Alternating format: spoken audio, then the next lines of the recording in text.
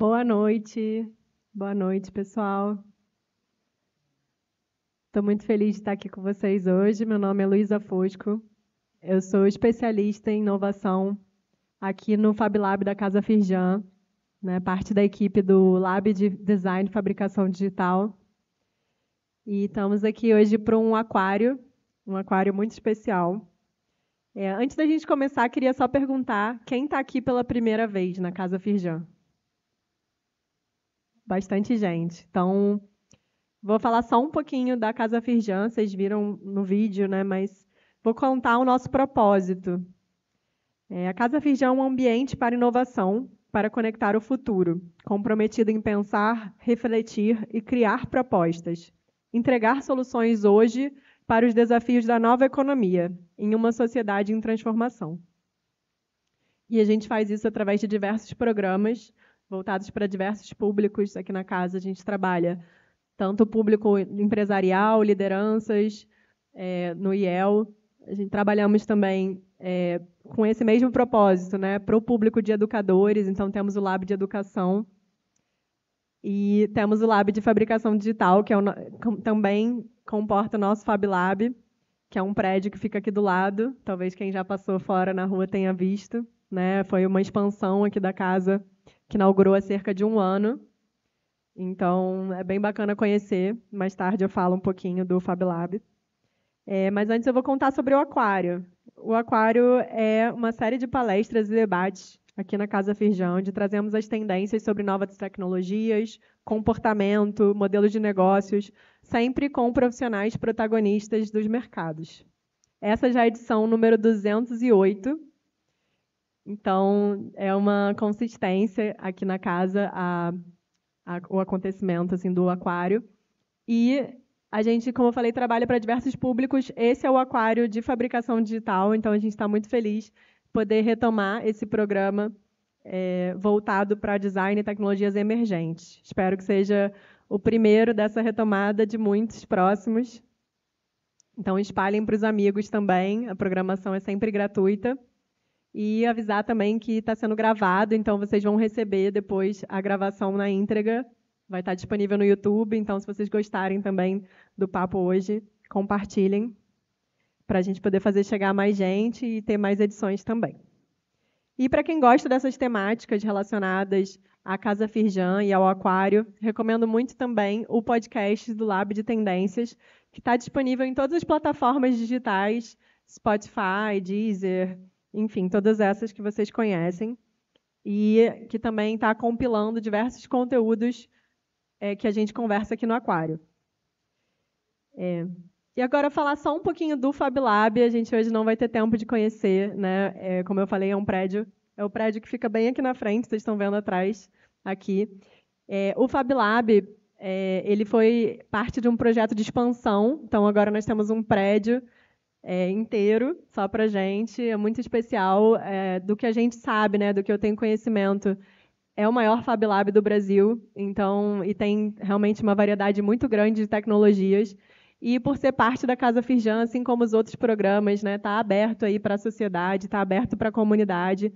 Então, dentro do Fab Lab também nós temos diversas programações, tanto Open Days, né, são eventos em que a gente recebe a comunidade, em que vocês têm acesso aos equipamentos, às tecnologias do Fab Lab, quanto também outros programas que virão ano que vem, como cursos, habilitações e serviços como aluguel de máquinas. Então, é importante desde já vocês saberem que o Fab Lab também é para vocês e que a gente vai ficar muito feliz de recebê-los em breve lá também, no outro prédio. Mas hoje a gente tem um outro formato, né, um outro propósito aqui. A gente está no Aquário. Então, eu vou introduzir, né, vou abrir aqui o nosso tema. Hoje o Aquário ele tem esse formato mais reflexivo, né? A gente vai ter um pensamento crítico aqui sobre esse fazer, né? O que a gente também complementa muito bem no nosso trabalho. Então, não posso deixar de começar mencionando que hoje é o Dia Nacional do Designer. Foi uma feliz sincronicidade aqui para o nosso encontro. Essa data foi estabelecida em 2019, em homenagem ao aniversário da Luísa Magalhães, que é um dos maiores designers do movimento modernista brasileiro. E falar um pouquinho, para começar também, sobre a importância das conexões. Então, celebrar que vocês estão aqui numa terça-feira à noite, né, buscando se conectar a esses novos conhecimentos, esses novos projetos. É muito importante, né, para o trabalho criativo, para todos os profissionais criativos e para o mercado em geral do design, né, para a consolidação do design, para aumentar a relevância do design, que a gente possa ter esses momentos juntos, né, tanto para pensar, para se conectar, mas também para se apoiar, né, para compartilhar. Tanto institucionalmente, né, a importância do fomento de instituições como a Firjan, né, que investe tanto em inovação e também compartilha, né, esses recursos, por exemplo, através do FabLab aqui e desse evento que está sendo realizado hoje, mas através também de redes e comunidades independentes, né, como a gente consegue também se apoiar e crescer junto. Então, celebro também essas comunidades criativas, né? Por exemplo, a rede Mulheres na Impressão 3D, o Women 3D Printing, que trouxe a conexão minha e da Ana aqui, né? Então, nada é por acaso. Vale muito a pena quando a gente consegue sair um pouquinho da nossa rotina, expandir ali nossos conhecimentos, né? E criar essas relações que vão nutrir tanto, né, o nosso trabalho, vão alimentar tanto o nosso trabalho. Então, é um esforcinho, mas com certeza vale a pena.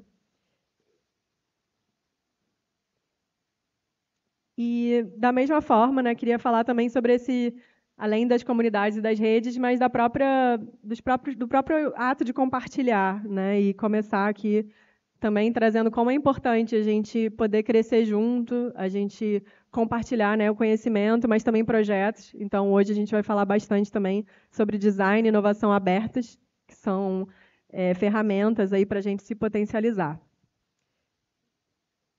E para a edição de hoje, a gente trouxe um recorte, né, dentro do tema da fabricação digital. Vou ler um pouquinho aqui nossa provocação inicial. Novas tecnologias emergentes permitem que designers, engenheiros, profissionais criativos viabilizem ideias ousadas, economizando tempo e recursos. Nessa edição do Aquário Casa Firjan, vamos receber especialistas em design e suas fronteiras para explorar possibilidades dessa tecnologia para a criação de produtos e soluções inovadoras e sustentáveis.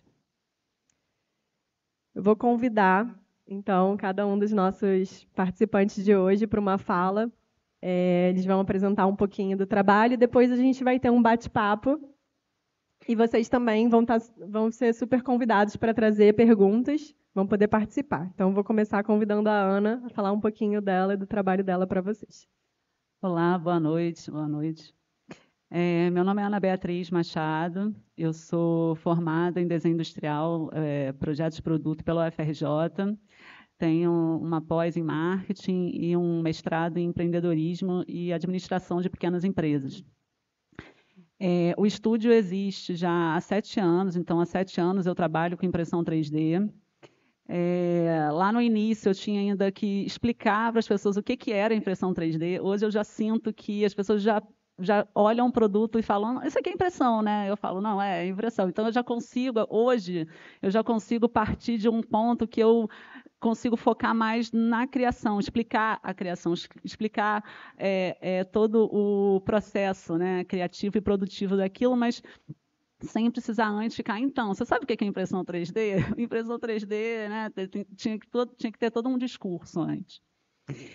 E desde o início eu usei a impressão 3D para produto final. Eu sempre quis usar essa forma de fabricação como produto final. E não foi assim que ela nasceu, né? Ela nasceu para fazer protótipos, para fazer um produto só ou poucos produtos. Mas eu sempre vi potencial em fazer produto final.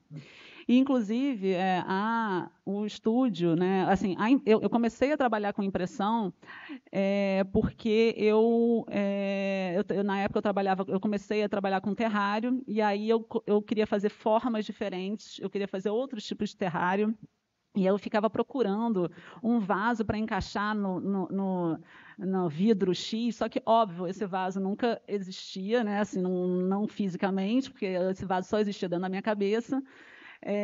Meu marido já era professor na época, ele já trabalhava com impressão. Ele falou: você está sempre procurando esse vaso que não existe, né? Porque você não faz esse vaso que não, né? E aí eu falei: caramba, é isso. Né, com toda a formação que eu tive, mas na época na minha faculdade eu não conhecia impressão. Eu fui conhecer depois, né? E aí foi assim que eu entrei na impressão. Então tem também toda uma história do porquê que esse tipo de forma de fabricação facilita, né, a entrada ao uso, né, de criatividade e porque, enfim, eu fico sempre brincando, desenho industrial precisa de quê? Indústria, né? Mas hoje em dia não. Você pode ter uma mini fábrica, você não precisa ter um modelo produtivo gigante com um investimento de molde gigantesco, né? Então isso enfim, foi assim que nasceu o estúdio e a minha história com impressão 3D.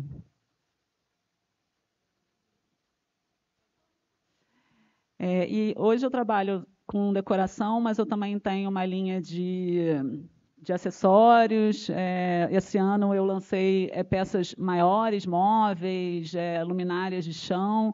Então eu fico brincando que eu quero imprimir a vida, né? E o material, eu gosto muito, assim, plástico é uma questão hoje em dia, né? Mas eu gosto muito do material plástico. O material plástico acho que tem um poder enorme. Eu acho que a questão da sustentabilidade não reside só reside no material, mas como você usa esse material e que material é esse? Não é porque é plástico, né? Que plástico é esse? Da onde veio esse material? O mesmo, por exemplo, todo mundo fala, não, mas vaso de barro é mais sustentável. Tudo bem, mas da onde veio esse barro? Como é que foi extraído esse barro? Que mão de obra foi usada? Então, não é só uma questão do material, é uma questão, enfim, a sustentabilidade é algo muito mais complexo, né? E aí, desde o início, eu uso um material chamado PLA, que é bem conhecido dentro de impressão 3D, que vem de fonte renovável, né? Vem da fermentação de vegetais ricos em amido. Então, é isso. Acho que já deu para resumir bem. Alô? Boa noite, pessoal. Me chamo Aren Hayegani, sou fundador da Pangea Lab. A Pangea Lab é uma fábrica digital que foca em fabricação de grande porte, utilizando um braço robótico com uma impressora 3D. Então, semente como a Ana, a gente faz impressão 3D. Na verdade, é bem parecido em as formas. Os meus móveis são produzidos com... Na verdade, as mesas dela, eu que produzi, a gente que produziu. Eu acredito que a nossa linguagem de design é muito semente, mas, sim, nosso foco é em peças grandes. Então, isso surgiu há 4 anos atrás. Sou canadense, então 4 anos atrás eu me mudei para o Brasil e comecei outro negócio em relação à reciclagem de plástico. Que foi fazendo skate feito de tampinhas, feito de plástico reciclado. Só que eu queria aproveitar ainda mais plástico e reciclar ainda mais a quantidade de plástico uma vez. Fazendo skate, você está muito limitado de 1 quilo, 4 quilos por dia. Nesse caso, por exemplo, essa mesa teve peso de, eu acho que 50 quilos, mais que 50 quilos. Então, isso é muito plástico. O nosso material prima e plástico 100% reciclado sempre. Então, assim que surgiu, eu queria aproveitar meu conhecimento com plástico reciclado, minha formação com engenheiro mecânico, e essa tecnologia não existia no Brasil. Foi um desafio de desenvolver isso. Tudo foi desenvolvido aqui com a gente. Então, o braço foi comprado usado aqui no São Paulo, mas a extrusora a gente que desenvolveu do zero. Também o programa de software atrás e tudo. Então, foi realmente, ao longo dos anos, foi criada a linha de design e pensamento para produzir essa peças, tipo assim. Acho que é isso para começar. Obrigado. Boa noite, eu sou o Denis, eu sou arquiteto por formação, Hoje eu estou à frente de um escritório de arquitetura e um de design, então Estúdio Deluxe em arquitetura e a Mono em design. E eu trabalho com fabricação digital há 11 para 12 anos já. E tudo isso começou, na verdade, por conta dessa cadeira que está aqui, numa escala um pouco mais reduzida. Essa é uma cadeira que ela foi feita através da fabricação digital, através de uma máquina Halter CNC, que tem aqui no Fab Lab da Firjan. E quando eu desenhei essa cadeira, eu decidi, por conta própria, liberar o arquivo digital dessa cadeira. Então, ela é um design aberto. E, para minha surpresa, depois de 3 meses de liberação, né, ela teve mais de 1.000 downloads no mundo todo. Hoje a Valovi, que é o nome dela, ela é a cadeira de código aberto, né, o mobiliário de código aberto mais baixado no mundo. E hoje ela é a cadeira mais produzida em diferentes países no mundo todo também. Então, ela, enfim, ganhou alguns prêmios aí pela estrada. E todo o meu trabalho, né, ele é muito focado em fabricação digital, dentro da questão de que a fabricação digital, primeiro que através do design aberto, né, eu acredito que a gente pode extrapolar fronteiras e fazer com que pessoas com menos acesso e menos recursos possam ter a oportunidade de baixar e reproduzir da melhor maneira para eles, utilizando essas tecnologias digitais.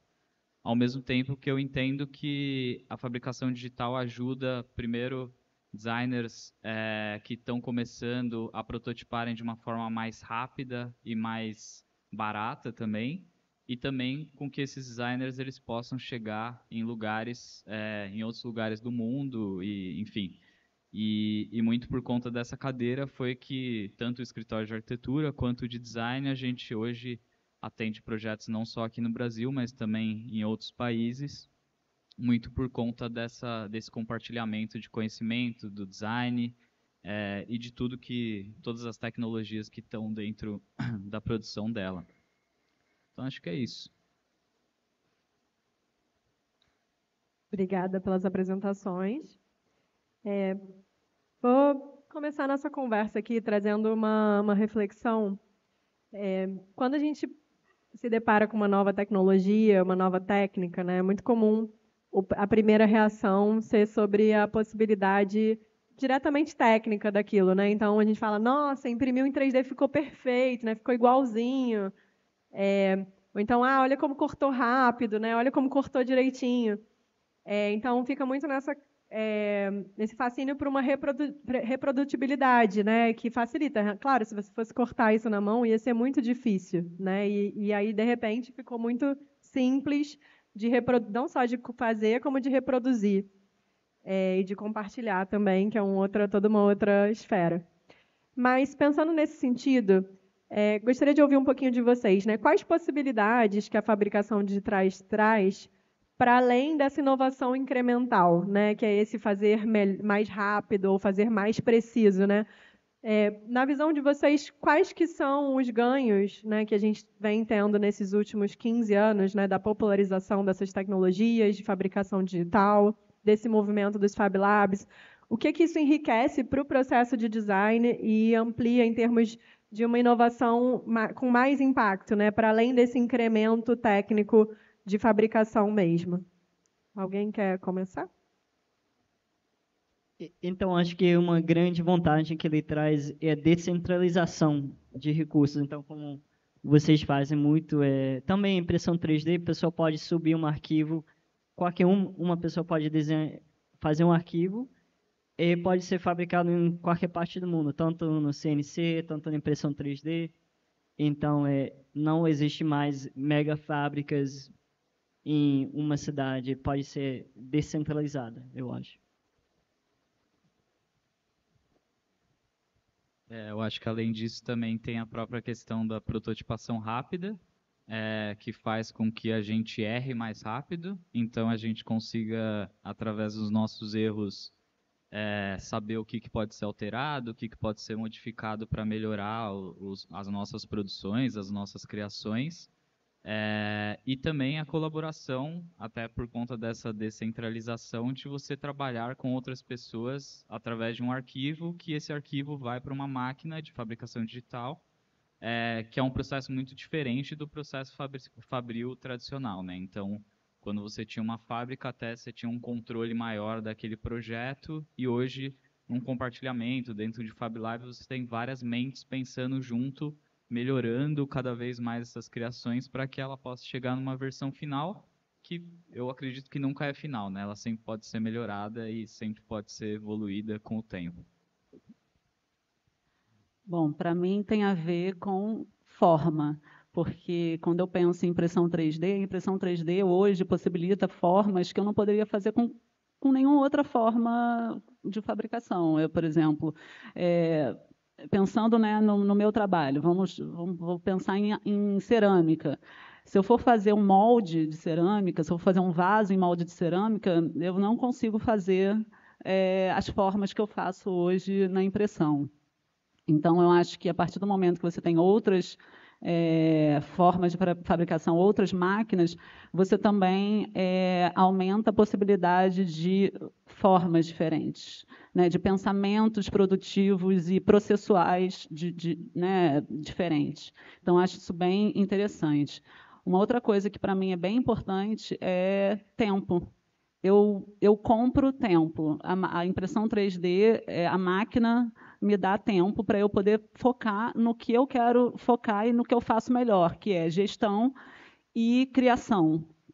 Então, enquanto a máquina está lá, claro, olha, não se enganem, tá? Dá muito problema, entope para caramba, eu tenho que fazer muita manutenção, mas na maioria dos dias ela eu consigo, né, ter 3, 4, sei lá, quantas máquinas funcionando, enquanto eu estou livre para fazer outras coisas, né?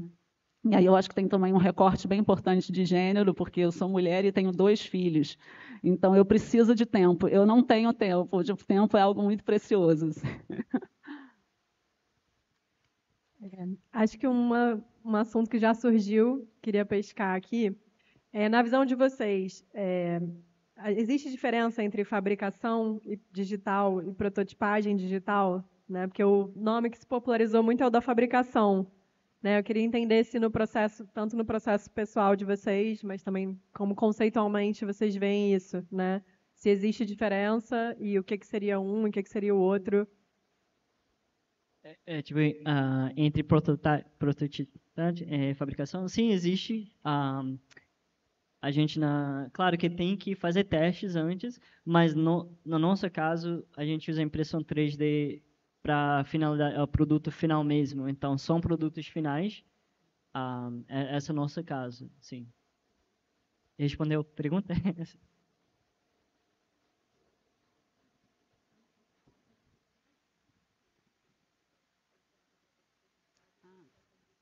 Então, acho que tem diferença.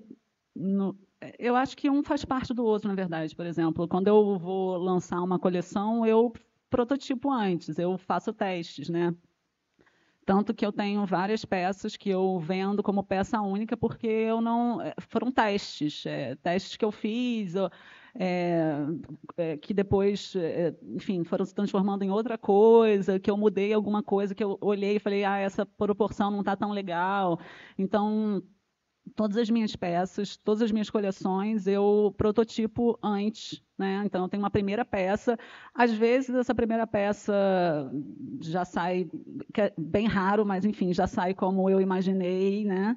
E aí ela vira produção. Mas acho que a diferença seria fazer um e fazer vários em sequência, né?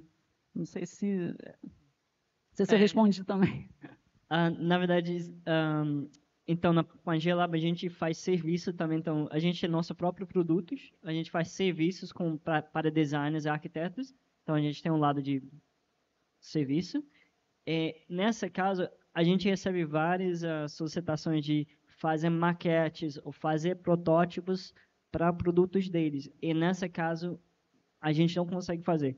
Por exemplo, se alguém queria que a gente faça um protótipo dessa cadeira, para depois eles produzirem, A gente não consegue fazer porque na impressão 3D, na nossa escala, você tem que desenhar pensando que vai ser impressa em 3D. Então, a gente não conseguir fazer essa cadeira aqui nem iria valer como protótipo, porque você não vai conseguir testar se vai aguentar o peso, você não vai conseguir testar ergonomia, porque vai sair completamente diferente. Então, nessa casa, a gente não consegue, não adianta. Foi bem legal. Você já me deu um gancho aqui para a próxima pergunta, que é exatamente sobre essas possibilidades e restrições, né, que todas as técnicas elas trazem e que são também inerentes ao processo criativo em geral, né? E a fabricação digital não poderia ser diferente, né? Então eu queria entender em cada um, né? Tem algum momento em que vocês identificam assim algum projeto, algum exemplo de como essa técnica da fabricação digital, né, com essas características, seja limitação técnica, seja possibilidade criativa, né, que são dois lados da mesma moeda, em que isso foi um fator no projeto ali, que vocês falaram, não vai dar para fazer assim, a gente vai ter que mudar, né? Ou então, enfim, gerou algum novo insight, alguma ideia nova para uma linguagem, né, a partir dessas características, né, da fabricação digital?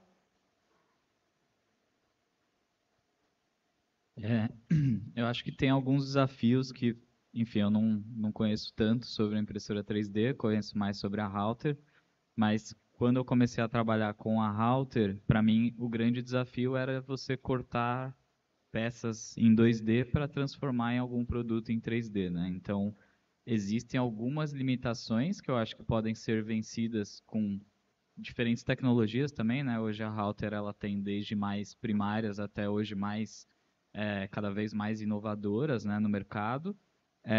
Mas também a gente consegue, através da criatividade, enfim, dobrar um tipo de madeira, fazer algum outro tipo de processo que ajude a gente ter a forma que a gente quer.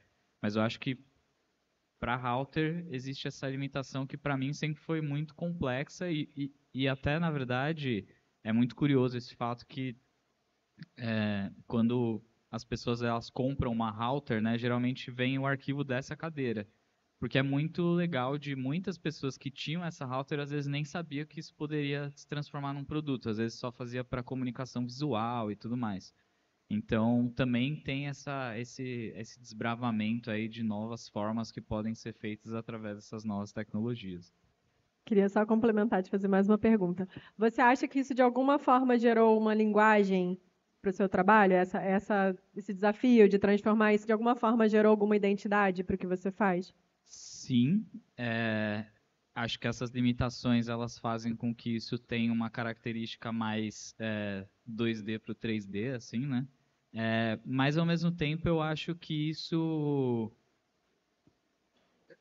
mercado ele enxerga por a gente ter um período muito grande, né, do processo fabril, plástico e tudo mais, principalmente com cadeiras, mesas e tudo mais, eu acho que o público se adaptou a um olhar mais de uma linguagem mais arredondada e tudo mais. E hoje, enfim, 11 anos depois, que quando essa cadeira começou, eu vejo que hoje ninguém enxerga ela mais como algo diferente, mas como uma cadeira que tem um estilo outro ali, sabe? Então, eu acho que também é uma renovação das pessoas entenderem mais sobre o processo da fabricação digital. A Ana falou muito sobre, antes ninguém sabia se era feito por impressora 3D, hoje as pessoas já batem o olho e já conseguem saber isso, porque eu acho que as tecnologias, elas cada vez mais estão no dia a dia das pessoas, né? Elas conseguem saber mais que isso existe. Eu acho que com relação à impressão, a impressão comparada à router, ela ainda é mais cara, né? Então, eu estou com um projeto que eu estou desenhando e comecei a pensar com impressão 3D e aí vi que não ia ser viável, sabe? Não ia ser viável, enfim, não ia ser viável. Então ia ficar muito caro, enfim. Mas, desculpa, o que não ia ser viável? O projeto, né, não ia ser viável sendo feito com impressão 3D, porque a impressão demora mais, ela tem um custo maior, ela tem um custo de conhecimento também, no sentido de operação da máquina, maior do que a router. Então, aí eu tive que mudar todo o pensamento. Não, se eu usar a router, né, quanto fica isso? Como é que vai ser a evolução desse projeto? E aí entendi que seria mais possível ser feito com a router do que com a impressão. Então, você está falando, né, a pergunta foi sobre, enfim, limitantes, né, por mais que seja ainda mais acessível no sentido tanto de maquinário quanto de saber fazer, eu acho que a impressão ainda tem algumas questões também de desenho, né, como a Arian falou, mais específicas, assim. Sim, então, na nossa casa de impressão 3D de grande porte, tem muitas limitações. Mas como você fala de linguagem design, a gente tem muito um linguagem bem específico. E surgiu de várias partes. É as limitações, a vantagem. Então, a gente foca muito na vantagem. Então, por exemplo, em fabricação mais tradicional, tanto na CNC, router, assim, curvas são muito caras, muito demoradas de fazer. A matéria-prima chega como uma chapa, uma cubo de aço, madeira, plástico, enfim, você tem que tirar material. Mais você tira, mais caro, mais tempo, que leva ainda mais curvas, e tem dificuldade de fazer. Na impressão 3D, na verdade, as curvas são tão fáceis que linhas retas, certo? Então, a gente foca em aproveitar esse fato, e nossa linguagem tem muitas curvas, a gente gosta de imitar a natureza, as curvas de natureza, a coisas aleatórias de natureza. Essa é uma coisa que é tanto desafio, mas tipo limitações, mas a gente coloca como vantagem. Mas limitações técnicas, na nossa escala, a gente não consegue usar suporte, tipo matéria de suporte, como tem nas impressoras 3D das mesas. Então, tudo tem que ser bem inclino. Se você olha nossos produtos, é apenas um contorno. A gente não tem preenchimento, quase nunca, porque plástico é pesado, na verdade. Plástico tem quase a mesma densidade que a madeira. Só que a gente está acostumado a ver plástico bem fino, então, assim, bem leve. Mas se você tem uma cadeira e pesa tanto que uma cadeira de plástico, nossas cadeiras de plástico, com certeza é mais pesada que a cadeira dele. É igual daquele mesa que a gente tem, 50 quilos, é muito pesado. Então, por essa razão, a gente não tem preenchimento, porque se fosse preenchido, seria muito pesado, tem muito calor. A nossa peça também, a calor, a plástica deforma. Desculpa, estou fazendo muita técnica, mas tem a deformação é um maior desafio, eu acho. Então, nas extrusoras, tanto na impressora pequena, mas tanto na grande, o plástico sai 200 graus Celsius, certo? E assim que ele esfria para 25 graus, ele perde muito calor, muita energia, ele quer contrair. E essa força, essa estresse térmica interna, é muito. Tanto que ele consegue quebrar ele mesmo, a peça consegue se quebrar. As camadas podem deslaminar. Então, isso é muito a ver com a geometria. Então, quando chega design de outros designers e a gente tem que analisar, muitas vezes eu tenho que falar para eles para modificar alguma coisa, porque eu sei que vai deformar e não vai dar certo. Geometrias que são mais redondas, são mais simétricos, assim, redonda, não muito comprido, deforma bem menos, não deforma tanto. Agora, alguma coisa muito comprido, os lados querem deformar. Esse é um grande problema. Essas são umas das desafios, mas não... você tem que olhar que é seu desafio, a sua limitação e qual a sua vantagem, e focar sempre na vantagem, porque muitas coisas a CNC não consegue fazer. Então, a gente gosta de focar nesse aspecto. Porque a última coisa é que a impressão 3D não é uma coisa, não é uma forma de fabricação que é mais rápido que outras, não é mais barato que outras. não é uma melhor opção em muitas áreas. Então, ele tem que ser aproveitado para produtos e peças que não conseguem ser feitos de jeito nenhum, só impressão 3D. Então, é isso que a gente foca também. Acho que aí a gente entra naquela área da potencialidade, né, em que a gente consegue realmente pegar o maior potencial, né, daquela técnica, daquela tecnologia. Legal. Vou mudar um pouquinho o enfoque agora. Queria trazer uma questão para vocês. Nos últimos 10 anos, a gente viu o crescimento do movimento maker no Brasil, e a expansão, né, dos Fab Labs e de toda essa cultura. E o movimento maker, um dos pilares traz a fabricação digital, né, e a democratização da fabricação digital. Então, tivemos grandes avanços, né? Praticamente hoje acho que toda escola tem, né? Assim como nos anos 90 era a sala de informática, hoje em dia é a sala maker. Então, uma penetração muito grande. E, ao mesmo tempo, eu queria ouvir de vocês sobre isso, porque não existe fabricação digital sem arquivo, né? A fabricação digital ela pressupõe um arquivo digital.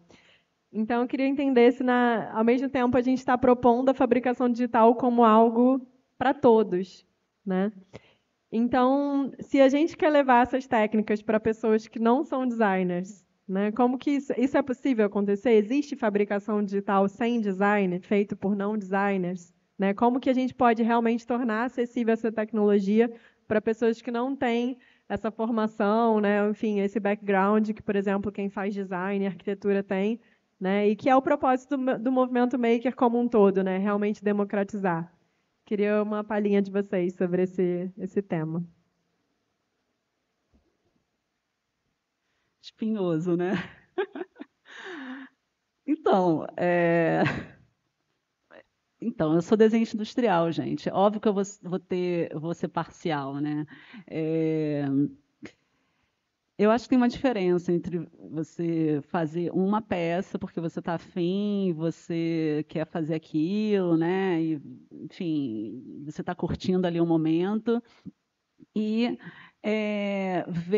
projetar uma peça para ela ser comercializada, projetar uma peça pensando no processo de fabricação dela, na viabilidade não só de fabricação como financeira, no uso daquilo, não por você, mas por outras pessoas.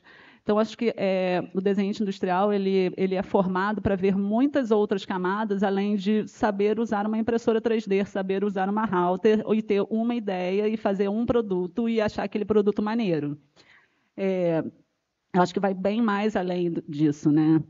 Então, por isso que, assim, dentro de impressão 3D tem muitos arquivos que são de graça, né? E isso é um ponto sensível para mim, porque eu não vendo projeto, né? Igual arquiteto. Arquiteto vende o projeto, eu não vendo projeto, eu vendo o produto. Ah, Ana, mas você não poderia vender o projeto? Poderia, mas hoje eu venderia muito menos. Eu acho que o custo disso seria muito menor eu vender um arquivo do que eu vender o meu produto.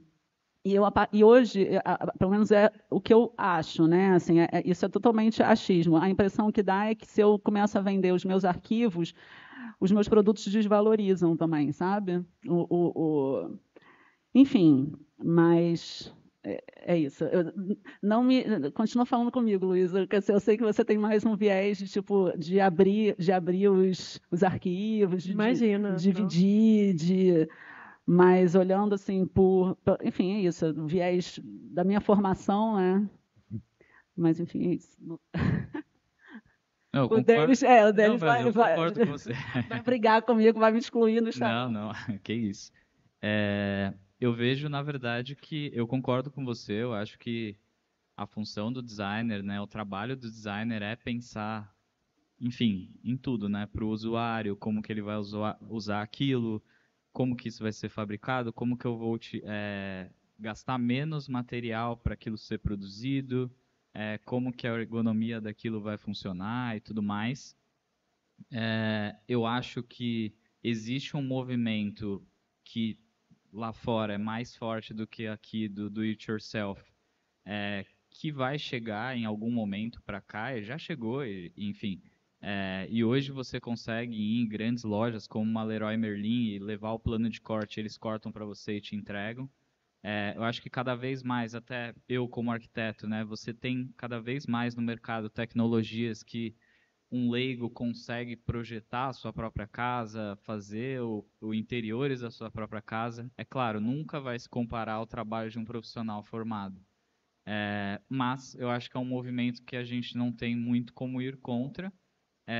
E eu entendo aí do meu lado, né, o design aberto como uma forma de divulgar o meu trabalho, né? O que aconteceu comigo foi uma divulgação do meu trabalho e o entendimento de que eu poderia chegar em mais pessoas através desse compartilhamento.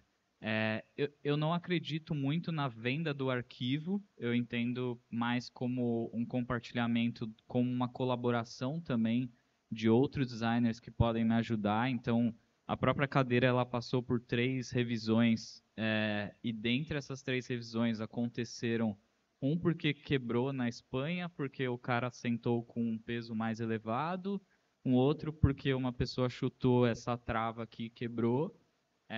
Então, assim, ela foi passando por feedbacks que eu fui recebendo de comunidades que eu nem conhecia.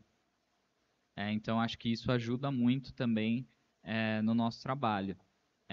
Entendo que as tecnologias elas estão aí, enfim, ChatGPT, inteligência artificial está aí para, enfim, tirar muito do. Mas assim, eu acho que o nosso ponto é a capacidade de se adaptar, a capacidade de projetar coisas cada vez melhores. Então, acho que isso é o que a gente tem que focar como designer mesmo, como criadores e tudo mais. Eu ia até falar sobre isso, da inteligência artificial, você bota lá e você desenha uma casa. Acho que não dá para fazer fabricação digital sim. Aqui, essa foi a pergunta, certo? Eu acho que sem design? Se você desenhar?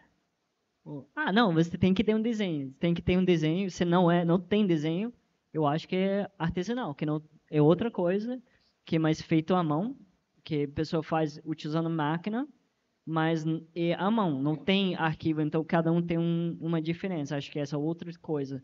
Nos nossos casos, assim que o arquivo está pronto, o design está pronto, tecnicamente todas as peças vão ser iguais, mas, sabe, intolerância. Mas até era uma questão para você, né? Assim, porque até para fazer impressão 3D, tipo, a pessoa precisaria saber como desenhar para impressão 3D. E você lembra que você tinha muitas questões com isso, né? Sim. Porque a pessoa chegava lá, eu quero fazer isso, tá? Mas não vai ser possível fazer isso. Então, assim, vai ser muito caro e você pode fazer mais barato de outra forma. Então, até para usar, né? Você precisa ter um certo conhecimento, né? Não, Técnico. para cada área, você tem que especializar muito. Por exemplo, uma cadeira feita para CNC ou router vai ser completamente diferente que a nossa cadeira para impressão 3D. Ou uma cadeira feita de molde de injeção. Ser 3 completamente diferentes. Então, o designer realmente tem que entender muito bem essa tecnologia. Eu vejo isso que também vem designer querendo fazer uma peça com a gente, mas eles têm uma história de fazer peças feitas de chapa de metal, chapa de aço, jeito de dobrar. Eles virem a gente, queria fazer a mesma peça que eles fizeram, uma chapa fina de aço, fazer impressão 3D. Essa não vai rolar, impossível, porque outro processo que funciona muito bem para daquele processo, mas não funciona com impressão 3D, é muito difícil transferir, é muito difícil. Então, a pessoa realmente tem que entender como vai ser fabricada já no design. Muito bom. Eu acho que é uma polêmica saudável. Na verdade, é uma polêmica até que tem raízes antigas, né? A regulamentação do design é uma discussão muito antiga. E acho que, ouvindo vocês, assim, me vem muito forte essa questão da responsabilidade, né? Que toda inerente a qualquer profissão, né? Eu acho que, independente, né, enfim, de qual a finalidade daquele produto, ele apresenta ali um propósito, ele tem um compromisso, né, a cumprir de funcionalidade, de segurança, enfim, de vários aspectos. Mas também esse lado do acesso, na medida em que o conhecimento também está mais aberto, né? E eu acho que, às vezes, a gente pensa o design aberto talvez dessa forma um pouco mais preta ou branca, né? Do compartilhar ou não compartilhar, ou mesmo que o compartilhar seja vendido, né?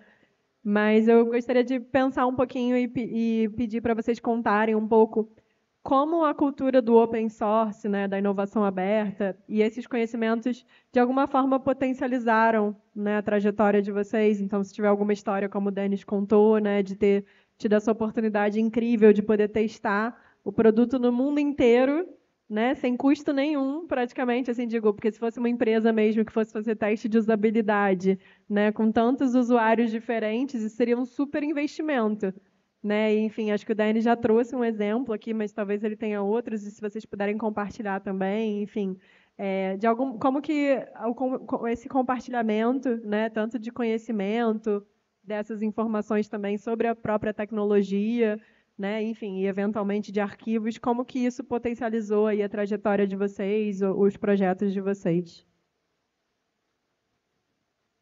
Então, no meu caso, a impressão 3D robótica, comecei 4 anos atrás isso, e 4 anos atrás teve muito pouca informação dessa tecnologia. Tá, é muito nova mesmo. Eu diria que 10 anos atrás teve um Fab Lab na Espanha que está fazendo isso. Então foi quase muito pouca informação. Então essa também é um investimento mais forte. Não é só tem uma impressão 3D, tem arquivos online. Então pessoas ficaram mais segredos. Não foi compartilhada. Não teve essa cultura, essa comunidade aberta, sabe, facilmente tirando informações online. Então foi muito difícil aprender isso.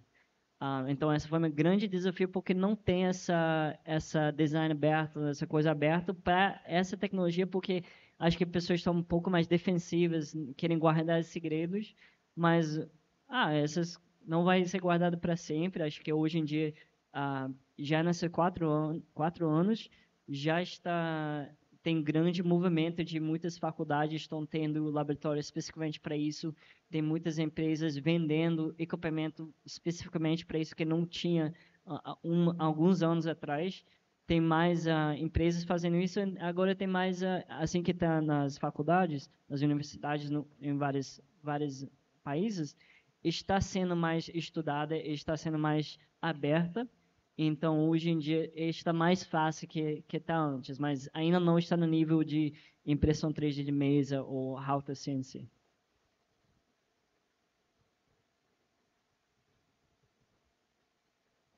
O que eu posso compartilhar também é que hoje na Mono Design, o nosso plano de negócio ele depende do design aberto, né, do open source. Hoje a gente comercializa mobiliários que são produzidos por produtores locais. Então, a gente hoje tem um foco maior em educacional e corporativo. Então, quando uma escola procura a gente que quer comprar os nossos mobiliários, a gente pega um produtor próximo dessa escola para produzir esses mobiliários. E através do arquivo aberto dessa cadeira e de outros mobiliários, a gente foi descoberto por produtores que estão espalhados pelo mundo. Então, um cara na França, ele tem uma router CNC, ele entrou em contato com a gente, que baixou esse arquivo e falou, pô, eu gostei dos seus móveis, quero se tornar um produtor de vocês. Então, a gente faz o cadastro deles e, a partir disso, eles estão aptos a produzir para a gente. E aí a gente ganha uma porcentagem, que é um design fee, dentro da produção que ele vende localmente. Então, a gente descentraliza a produção, a gente não tem uma grande fábrica que produz várias cadeiras, várias mesas, e sim pequenos produtores locais, ou médios produtores locais, que entregam isso muito mais perto do cliente final, e que, para mim, isso só foi possível através desse compartilhamento do arquivo para conhecer, né, e achar essas pessoas. Então, além disso, né, tem toda essa questão das melhorias que os produtos vão tendo através do tempo, através de feedbacks que vêm de lugares diferentes. Mas compartilhamento de um arquivo. os outros vêm depois com essa parceria. Na verdade, hoje todos são abertos. Todos. Mas então por que ele precisa de você para produção? Porque hoje, na verdade, a gente tem todo o fluxo de venda. Quem é conhecido por vender os mobiliários somos nós, e não o produtor. Então a gente viabiliza a produção por ele. Então a gente é o canal que entrega para ele o pedido. Ah, tá. Eu ia te perguntar, essa era a minha outra pergunta, como é que é o seu controle com relação ao que ele vende e o que ele não vende dos Então, seus desenhos? há 5 anos atrás eu podia te dizer que a gente não tinha controle. Hoje a gente tem um software que é instalado dentro de cada máquina router que ele consegue entender se esse corte foi feito e a partir disso ele contabiliza que uma cadeira foi produzida. Então hoje a gente tem total Maravilhoso. controle do que é produzido. Claro, ele pode mudar esse desenho e produzir de outro jeito. Isso a gente não tem controle, mas é algo que a gente não tem interesse também. Enfim, ele não vai mais trabalhar com a gente e tudo bem. Então, só para poder tornar mais evidente para o pessoal, no site da Monodesign tem vários arquivos disponíveis e, enquanto pessoa física, o download é gratuito. Sim, para produção própria, qualquer um pode baixar, levar em algum Fab Lab, enfim, produzir, lixar, dar acabamento.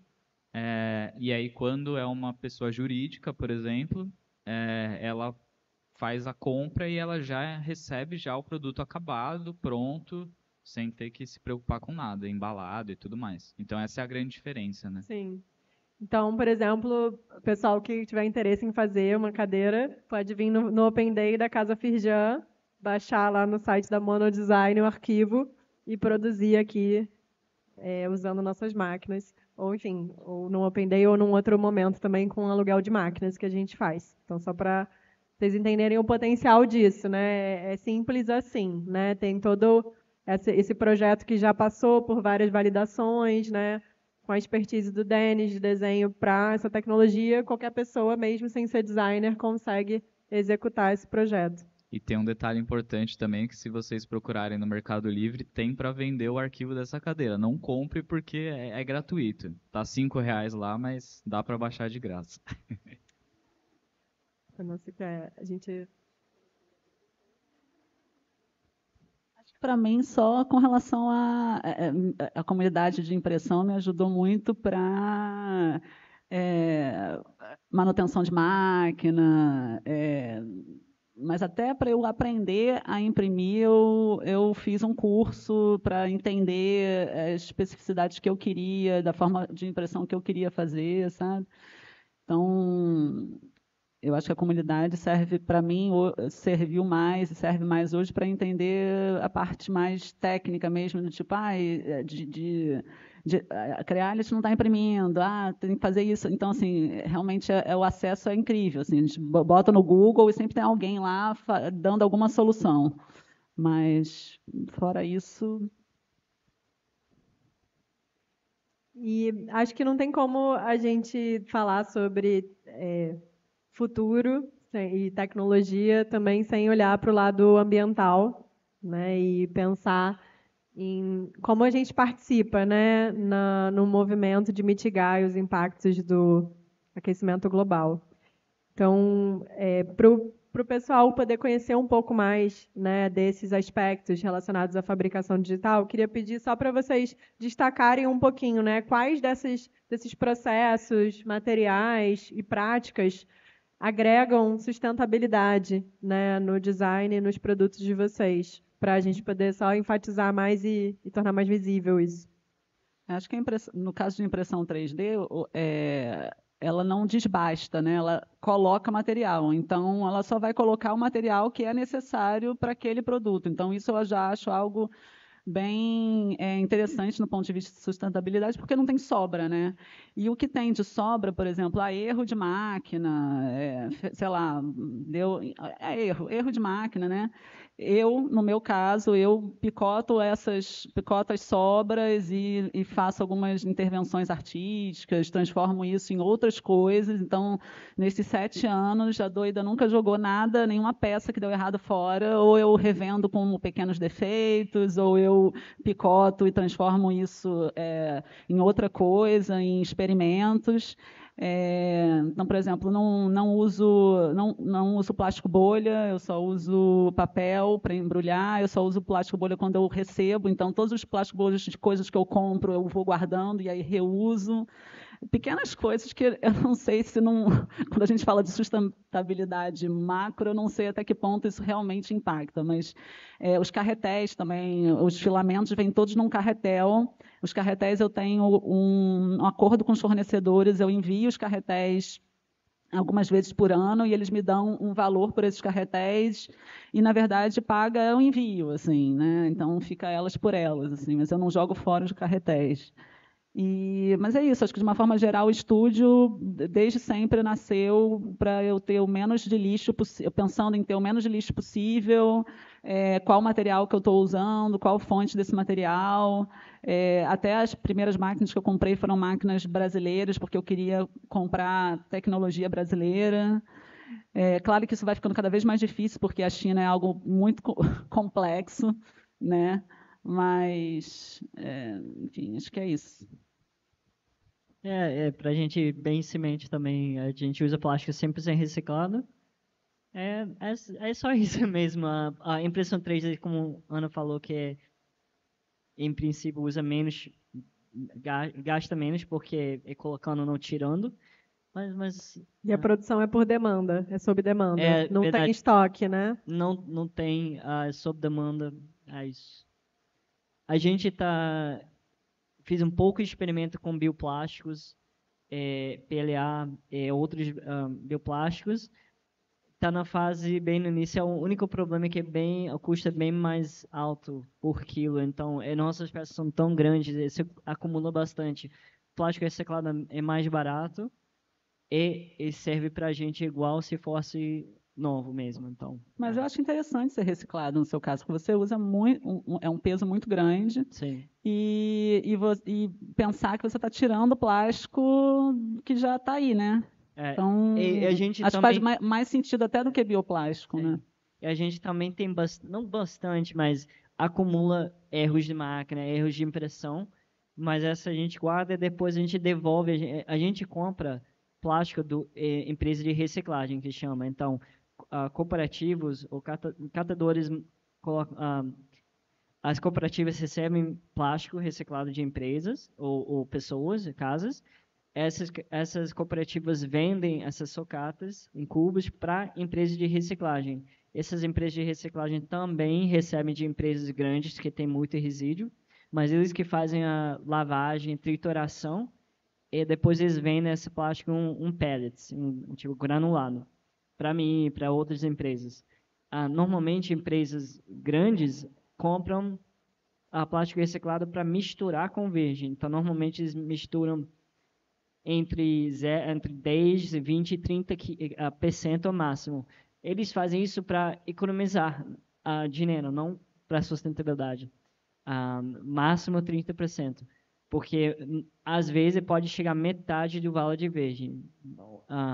Mas a gente compra 100% e depois qualquer coisa que dá ruim, a gente guarda e depois a gente envia para eles de volta, no mesmo lugar que a gente comprou. Eles fazem a mesma coisa, vão triturar, lavar e colocar de novo no ciclo. Acho muito interessante só esse ponto sobre o plástico, né? Porque ele é reciclado e não só ele é reciclado, como ele está saindo provavelmente de um uso único, descartável, para um bem durável. Né? Inclusive, eu acho que é algo super relevante na discussão do uso do plástico, né? Que uso é esse, né? Porque com certeza a gente usa muito mais para descartável do que para bens duráveis e na verdade é um material muito durável. Né? Essa é uma pena porque realmente o plástico é muito durável em áreas internas. Tem que ser feito para peças que precisam durar por muito tempo, não para coisas que tem que durar pouco tempo. Outro ponto que eu quero levantar é que pessoas às vezes querem saber quantas vezes plástico podem ser reciclado. Não infinito. É mais ou menos 7 ciclos, 7 vezes. Depois que está o termoplástico, quando ele esquenta, ele fica mole. E você pode deformar ele. Depois, quando esfria, fica duro. Se você faz esse processo 7 vezes, ele perde muito qualidade, ele vai ficar muito rígido, ele não vai quebrar com facilidade. Então, não é um material que pode ser, tudo bem, vou reciclar, vou reciclar, vou reciclar. E a gente também, né? Não posso reciclar para sempre. Depois de um tempo, você vai ter que introduzir no plástico novo, aditivos. Aditivo, isso que eu ia falar. Acho que com aditivos você consegue Sim, mas não Não é o ideal. para sempre. Por exemplo, essa história que as marcas grandes, empresas grandes falam que tudo bem que a gente produz plástico porque a gente também recicla. A reciclagem não é uma solução. Eu não estou falando que eu estou salvando. Reciclagem não é uma solução. Tem que ser muito claro. É tipo igual alguém que tem problema de coração. A cirurgia de coração não é uma solução para comer mal. Tem que comer bem, fazer exercício, essa que é a solução. Mas quando não tem, já passou aquele parte, ok, realmente isso é outra solução, mas não de solução de longo prazo. Metal, por exemplo, vidro, pode ser reciclado infinitamente. Essa pode sim. É que eu acho que no nosso caso a gente já está com problema de coração, então a gente precisa de cirurgia. Então, mas eu concordo com você, eu acho que as duas coisas, cirurgia e passar a comer bem, né? Agora reciclagem tipo cirurgia, tipo, essa não é a solução para problema principal, inicial, raiz. Eu acho que falando de sustentabilidade também tem uma questão de frete, né? Porque quando você descentraliza a produção, você não faz com que uma fábrica exporte para vários lugares do mundo e consome uma série de petróleo, enfim, gases emitidos e tudo mais. Eu entendo também que tanto na impressão 3D quanto na router a gente tenta aproveitar o máximo do material que existe ali. Então, em processos fabris, né, que eu conheço, isso de muita matéria-prima, muita descartada durante o processo de produção, por erros de máquina, erros pessoais e tudo mais, então muita coisa é descartada. E, enfim, eu acredito muito também que a fabricação digital, né, nesses 10 anos, ela foi diminuindo muito o custo, né, se tornando muito acessível. Então eu lembro que, numa comparação, né, há 10 anos atrás, essa cadeira ela saía muito mais caro do que você comprar uma cadeira numa Tok-Stock, por exemplo. Hoje, a gente vende essa cadeira, né, de adulto e tudo mais, por um valor de 600 e poucos reais, que é um valor de uma cadeira numa Tok-Stock. E se você fizer por conta própria, ela vai sair 300 reais, com o preço da chapa e tudo mais. Então isso se torna muito acessível e eu acredito num futuro que a gente vai ter comunidades com Fab Labs em cada bairro, em que as pessoas vão poder ir lá e produzir seus próprios móveis para casa e tudo mais. Isso vai ser um serviço cada vez mais necessário diante de uma comunidade que quer cada vez mais ter algo personalizado dentro da sua casa a um custo que seja acessível também. Demais. Queria abrir, se vocês quiserem fazer uma pergunta também, entre vocês, se tiverem alguma provocação aí para os outros. Eu vou perguntar, Denis, você tem controle de qualidade entre os produtores? Tem variedade? Como que você tem controle que a peça final fica bem parecida? A gente faz um processo de cadastramento do produtor que ele é muito demorado. Mas existem algumas questões que são relacionadas à região. Então, na verdade, a gente está num lugar que ele é propício para se começar um negócio em fabricação digital, porque a gente tem, na verdade, os piores exemplos de qualidade de madeira. Porque a grande parte das boas madeiras de compensado são exportadas aqui do Brasil. Então, quando você tem um país, por exemplo, europeu, que você tem uma qualidade maior de madeira, ou a própria China, você consegue ter uma resistência muito maior do design. Então, isso influencia muito, não só na questão de reforço e tudo mais, mas também na estética. Mas o processo que a gente faz, né, de acabamento e tudo mais, ele é muito minucioso para que a gente tenha total certeza de que vai ser entregue da melhor forma, assim. Alguém mais? Alguma pergunta a mais? Antes de abrir para as perguntas do público, então já podem ir pensando aí as dúvidas de vocês, a gente já passa o microfone. Eu queria só comentar essa diversidade que eu acho tão interessante aqui na mesa, né? Falando de modelos de negócios agora, né? Só para também abrir essas possibilidades em termos para quem pensa em empreender, enfim, para quem tem uma empresa. Eu acho que a gente tem 3 exemplos, né, bem diferentes aqui de atuação. E a Ana, por exemplo, que vende o produto final, né? Ela usa a fabricação digital como meio de produção, né, para uma linha, para uma marca própria que ela desenvolveu, que tem uma linguagem, né, que tem um posicionamento. O Ariane tem uma empresa que presta serviços, né, de fabricação digital, então pessoas, né, faz parcerias com designers, com arquitetos, que chegam com os projetos, né, imagino que tem uma colaboração, porque existe esse projeto específico, né, existe uma adequação do conceito à técnica, né, que é o que você trouxe ali, mas é uma prestação de serviços e também tem os produtos próprios, né, que vende para o consumidor final, certo? Se quiser complementar. Assim, não, a gente tem três linhas principais, que é serviço, como você falou, tem nossos produtos, e a gente faz é para arquitetos, então, tipo projetos de arquitetura, como estandes, feiras, várias coisas. Pode ser para uma restaurante que faz o balcão, coisa assim. Então e tanto tem que ter design, arquitetura, que seja a gente, ou seja eles, tem produção então essa é uma projetos, vamos dizer, mas essas 3 linhas. Sim. E o Denis, né, compartilhou um pouco do modelo de negócios dele, que já trabalha com a fabricação distribuída, né, com essa produção distribuída. Então, ele é designer, ele é autor dos projetos, e, ao mesmo tempo, ele compartilha esses projetos com uma licença de uso pessoal, né, e, ao mesmo tempo, a licença comercial está restrita ali a essa rede de produtores. Né? Então, olha como é interessante, né, pensar todas essas possibilidades que a fabricação digital traz, até em termos de modelo de negócios, né? De maneiras de a gente atuar no mundo, né? Vocês querem? Depois eu e Denis vamos ter uma conversa. Sim. Alguém do público tem alguma pergunta? Onde é que tá? O microfone está ali, só levantar a mão, a gente vai passar.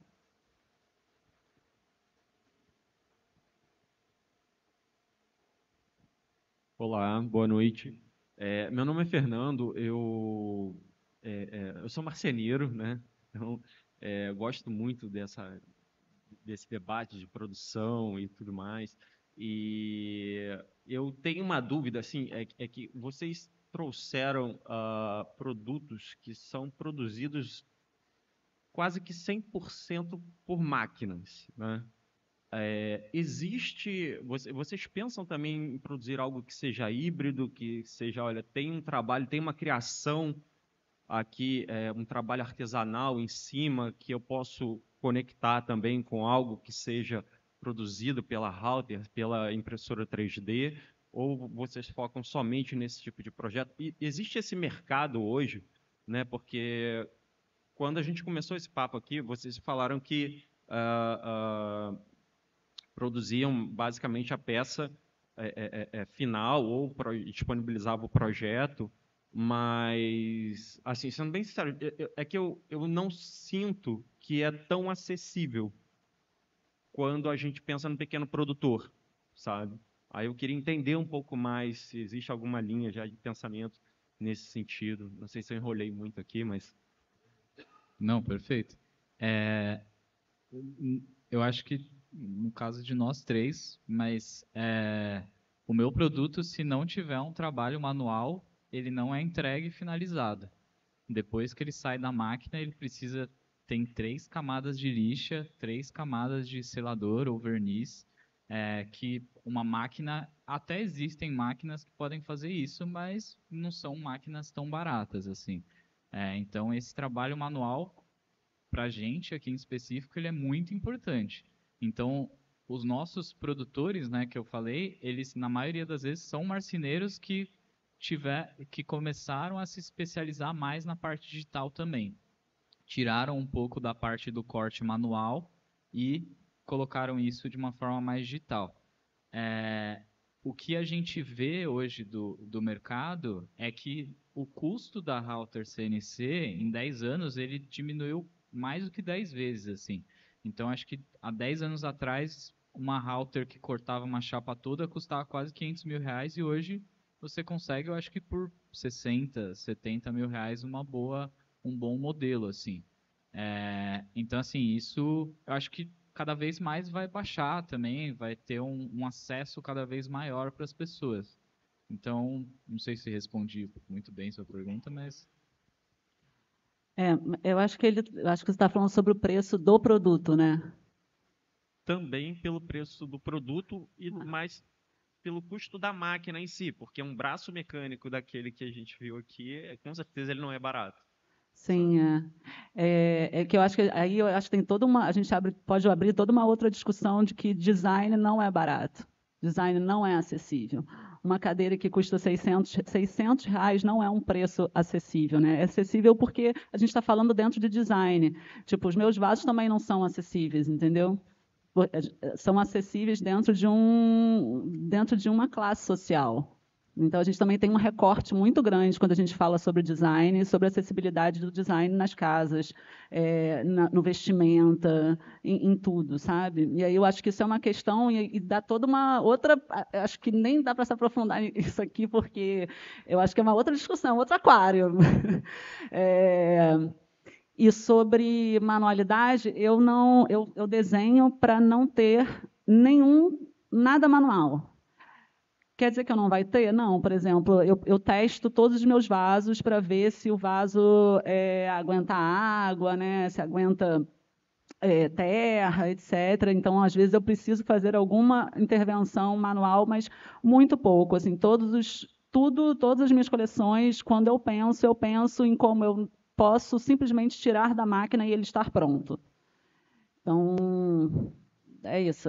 Esse é o meu modelo, assim. Porque a madeira é bem diferente, né? A madeira você tem rebarba, você tem outras questões, né? Você falou que você era marceneiro, né? Então, enfim. Obrigado. Então, eu acho que todos os processos você consegue colocar manual, parte manual, facilmente, todos. No nosso caso, a gente tem um cliente que, na verdade, faz isso. Ele encomenda uma peça super básica com a gente, um cilindro, praticamente. Ele vem com uma soprador e que é um processo muito manual, que deve demorar. Eles deformam. Então, agora uma peça que era 100% automática ou automatizada, ficou uma peça muito única que cada um é diferente.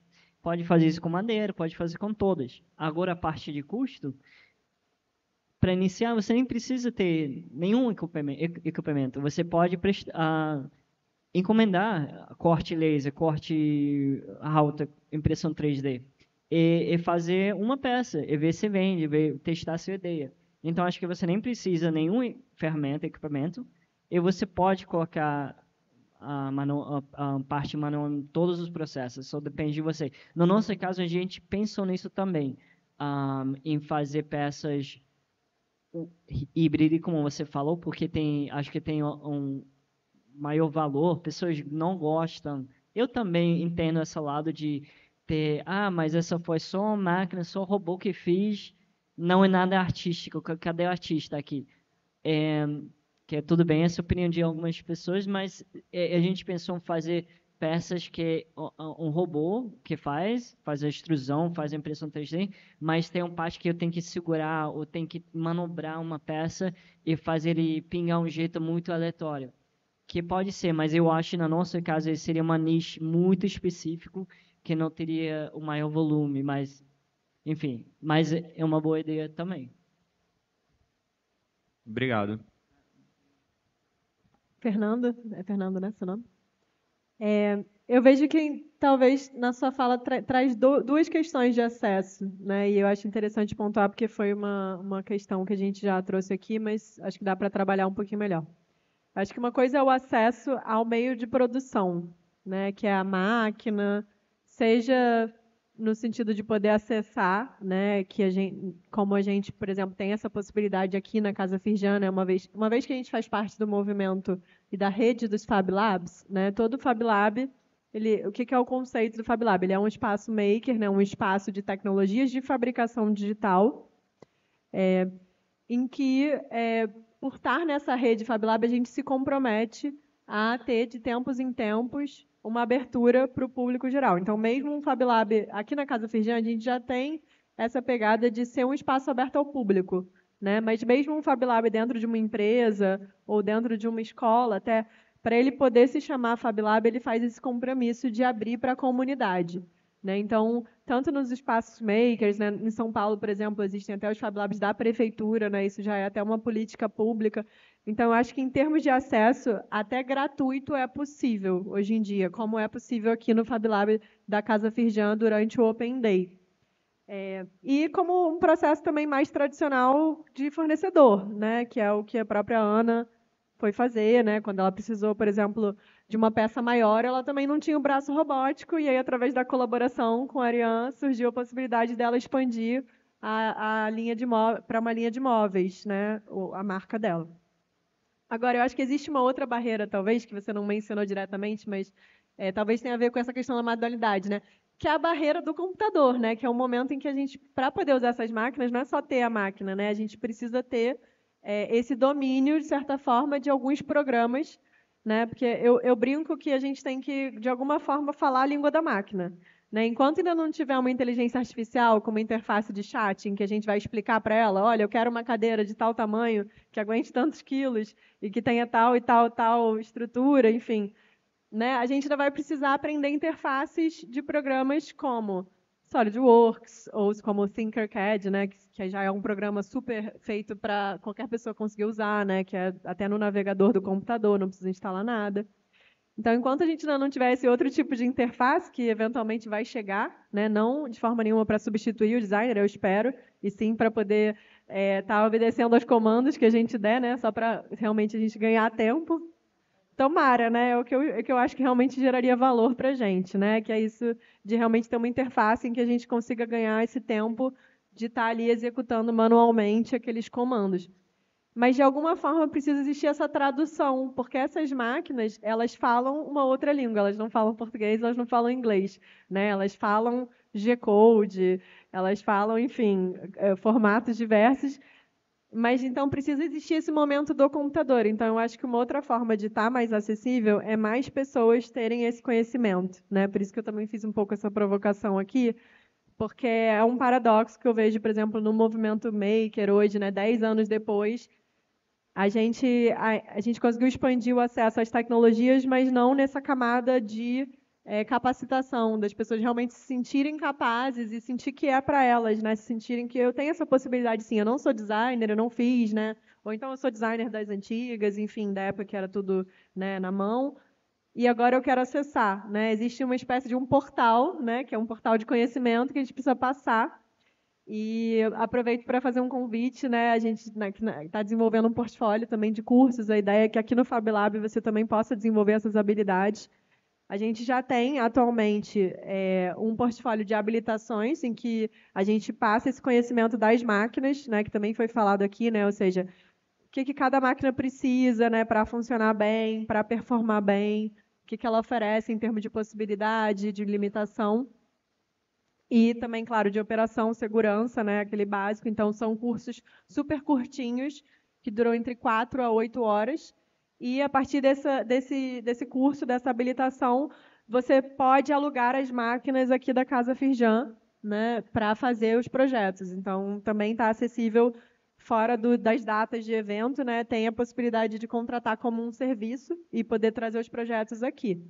E aí, para quem ainda não tem muita familiaridade com a parte de desenho de computador, o que eu recomendo pessoalmente é começar pelos arquivos prontos, né? Porque é um nível também, né? Antes de poder criar um próprio arquivo, a gente só baixar da internet seja uma cadeira como a do Denis, que está disponível, seja um modelo 3D, né? Tem diversos sites como o Thingiverse, né? Enfim, que você compartilha projetos diversos.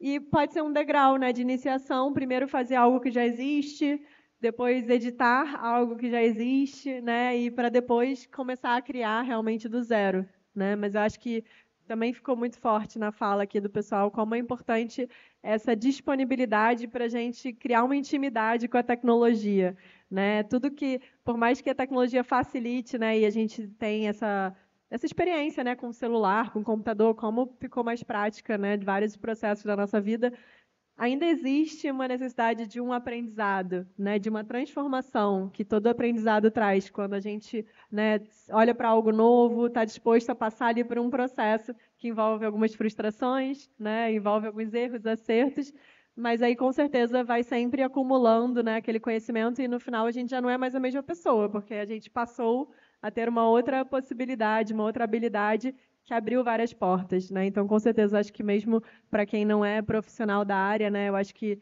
como o Denis falou, é a visão que a gente tem, a gente que está aí no movimento maker, né, é um movimento, é um ativismo também, a gente quer construir essa realidade em que mais pessoas se sintam capazes, sim, de tirar suas ideias do papel de forma simples, né, entendendo que o simples é diferente para todo mundo, né, do mesmo jeito que algumas pessoas vão ter muita dificuldade com o manual, né, e que vão precisar desses conhecimentos também. Por isso que é tão importante ter essa diversidade de pessoas num espaço como o Espaço Maker, né, para poder ter essas trocas também. Então, alguém que é bom de arquivo, de desenho digital, pode aprender muito com alguém que sabe de acabamento, de técnicas manuais, né, até porque as máquinas, elas têm especialidades, né? As máquinas são muito boas em fazer algumas coisas.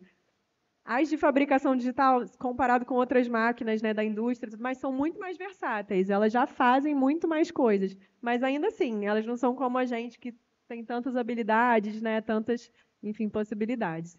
Então, acho que tem esses dois caminhos aí, com certeza, é achar esses lugares, né, que tem os recursos compartilhados e também buscar esses conhecimentos que vão possibilitando a gente de aproveitar essas tecnologias.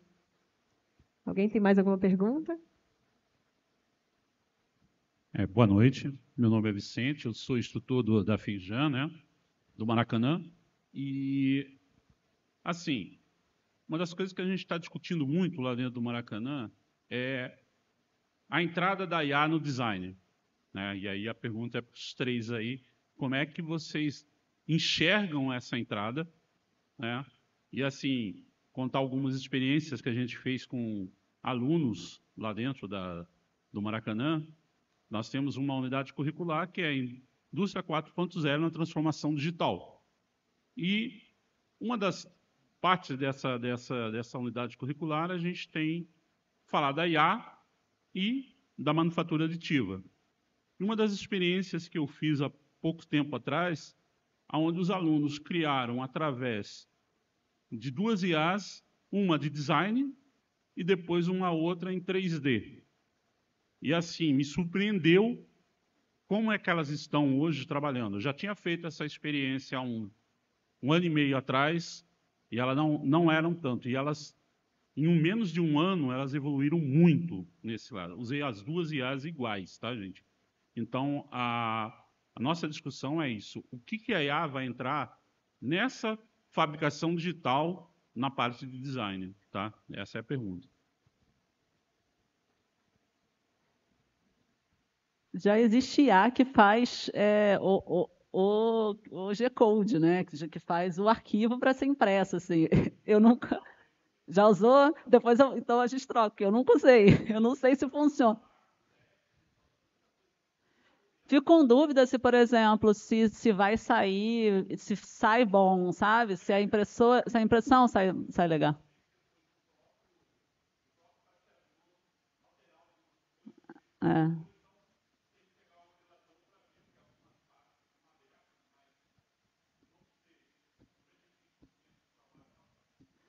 Eu acho que a gente não tem que lutar com alguma coisa que a gente não tem como lutar, porque assim, eu não, né, não tem como, gente. Agora, eu pessoalmente já usei para duas coisas. Uma para botar os meus vasos num ambiente Então, eu pedi, quero uma casa, não sei o quê, e aí botei, porque tirar fotos boas para a rede social, ai meu Deus, essa parte é um saco.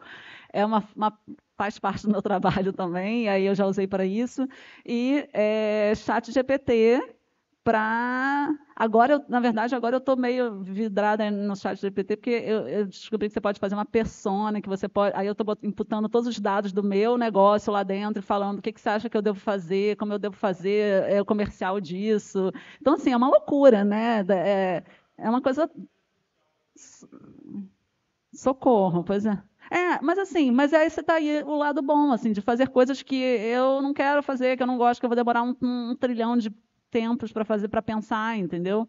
Então, acho que tem um lado bom também, claro, como tudo na vida.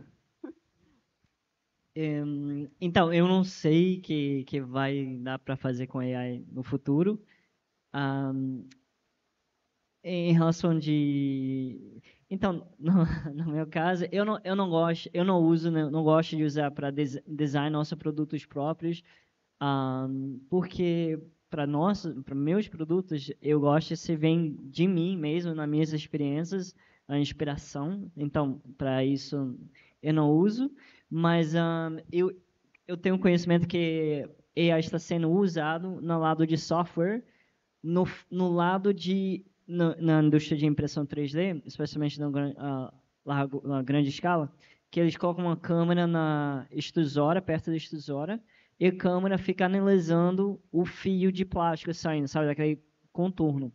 Porque ele analisa se a largura fica largo demais ou fino demais, ele consegue avisar o operador que está sendo um problema. Esse é um caso que eu acho legal, tanto acho que todas as áreas, usando essa tecnologia para prevenir ou avisar se tem um problema durante a fabricação, porque as falhas de impressão são muito chatas e gastam muito material, e você pode prevenir gastos, é muito legal, acho muito bom.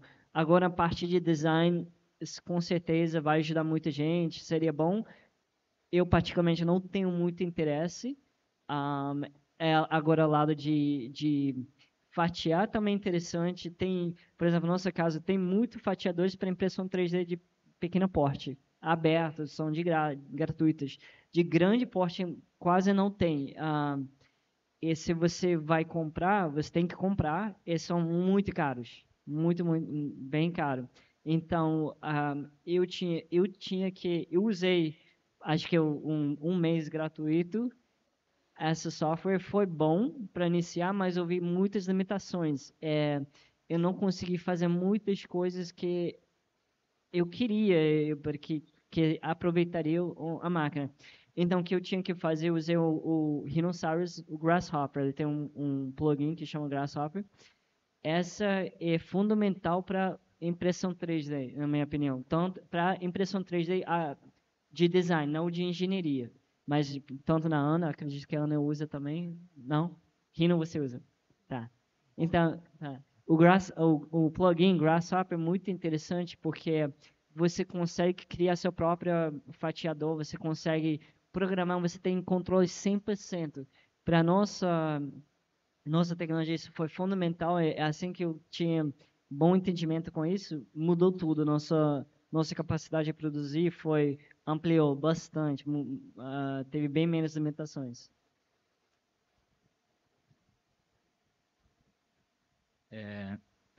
Eu acho que, falando um pouco do que você falou, que 95% dá certo, eu acho que daqui 3 horas 100% vai dar certo. A gente não tem como ir contra e nem acompanhar a velocidade de avanço que isso tem. Eu acho que cabe a nós saber nos adaptar ao que a tecnologia está nos mostrando. Então, hoje a gente já trabalha com algumas coisas que utilizam a inteligência artificial, então, principalmente para... hoje a gente tem um processo que a gente chama de nesting, que é colocar na chapa ali todas as peças e tudo mais, e às vezes aparece alguma ponta aberta e tudo mais, e hoje já existem alguns plugins que são atrelados à inteligência artificial que conseguem delimitar o que acontece de mais erro, para, enfim, fazer a reparação e não ir tanto para o processo produtivo. Eu brinco muito que eu acho que a evolução que a tecnologia está vindo agora é muito mais rápida, obviamente, do que antigamente, né? Mas eu sempre traço o contexto histórico da prensa, que quando todo mundo escrevia à mão, apareceu a prensa e todo mundo achou que era uma bruxaria. Então a inteligência artificial está acontecendo a mesma coisa. Eu acho que a gente vai ter que se adaptar para isso, para poder evoluir com ela. E eu acho que nós, como designers, nunca vai tirar o nosso papel, né? A gente sempre... Porque eu entendo que design é entender o processo, é melhorar o processo, não é só o desenho, né? O design, ele tem toda a cadeia processual do que é feito, seja do modelo de negócio, seja do produto. Então, a gente vai ter que entender que existe um problema, achar a solução para isso, e a inteligência artificial vai ser mais uma ferramenta para ajudar a gente a achar essas soluções. E só mais uma, assim, é uma ferramenta e a gente precisa saber usar a ferramenta também, né? Também tem uma curva de aprendizado aí, como qualquer outro, sei lá, como impressão 3D eu tive uma curva de aprendizado, né? A Router você também teve a curva de aprendizado.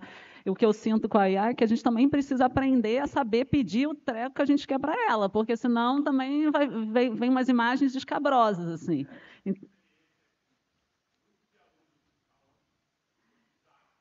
Pois é. Então, é que você tem que aprender a falar a língua daquela ferramenta. Então, é a mesma coisa que a gente estava falando aqui desde o início, né? Que a Luísa falou, que é isso, a gente tem que aprender a língua daquilo. E para tirar proveito disso dentro da nossa especialidade, né? Mas eu também acho que o design tem a ver com ligar pontos. Eu não sei se a IA, não sei se algum dia, talvez, vai te dar esse ponto pronto. Não, você tem que imputar informações. E essas informações, que informações são essas? Então, é você que vai fazer essa peneira, né? Então...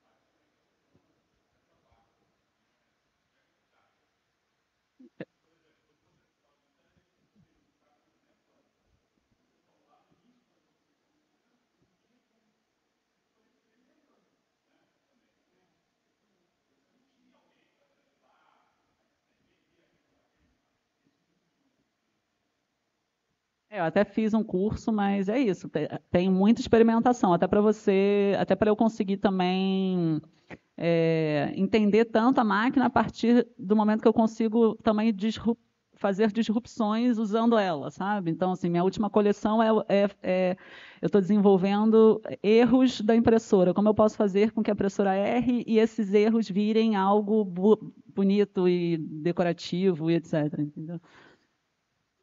Pessoal, acho que com certeza inteligência artificial e design rende um outro aquário. Então, vale. É bom que a gente fica com esse gostinho de quero mais também, que é muito bom.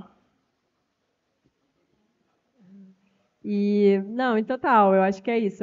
Acho que fica essa reflexão também. Acho que é legal a gente fechar com isso, né? Toda tecnologia precisa dessa curva de aprendizagem, precisa dessa disponibilidade nossa, né, de entender, de pensar criticamente, de ligar os pontos, né, entender onde ela pode gerar mais valor, onde ela não gera valor, né, onde ela é só um supérfluo ou, enfim, uma distração. E com certeza em relação à IA, né, acho que tem muito a avançar e preferencialmente espero que ela não seja só generativa, que ela também obedeça mais ao que a gente quer, né, nós como designers pelo menos. É isso, né? A gente ainda pode usar pouco, considerando que a gente quer, na verdade, coisas específicas e que atendem necessidades específicas, né? Mas acho um ótimo tema para outros encontros. Estamos chegando já nos momentos finais aqui do nosso aquário. primeiro agradecer a presença de todos nessa terça-feira à noite. Foi muito bacana estar aqui com vocês, trocando essas ideias. E espero ter muitos outros aquários de fabricação digital para a gente poder reunir uma galera legal como essa, poder criar conexões também. Esse aquário está sendo gravado, ele vai ser disponibilizado no YouTube da Casa Firjan. Vocês que se inscreveram vão receber também o link para assistir por e-mail. Compartilhem, curtam. É importante, né, entender o interesse por esse tema, até para a gente poder trazer outras edições, outros convidados aqui para casa. É muito importante também, se puderem responder essa pesquisa, deixar um feedback para a gente sobre o evento, entender, né, o que foi legal, o que pode melhorar. É muito importante mesmo, né? Isso, a gente também está prototipando aqui esse formato.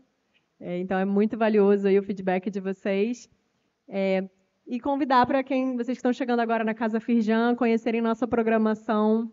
É intenso, praticamente todo dia, né? Tem eventos acontecendo aqui dentro e lá fora no jardim também, né? Nos finais de semana, tem toda uma programação lá, inclusive para toda a família. E aqui dentro, programações diversas, né? Sobre educação, inovação, tecnologia. Então, vocês podem acompanhar mais no @CasaFirjan. No site da Casa Firjan também, e o podcast vocês encontram nas plataformas digitais. Eu vou pedir só para o pessoal deixar também os arrobas, e aí a gente finaliza o nosso aquário, para vocês poderem acompanhar o trabalho.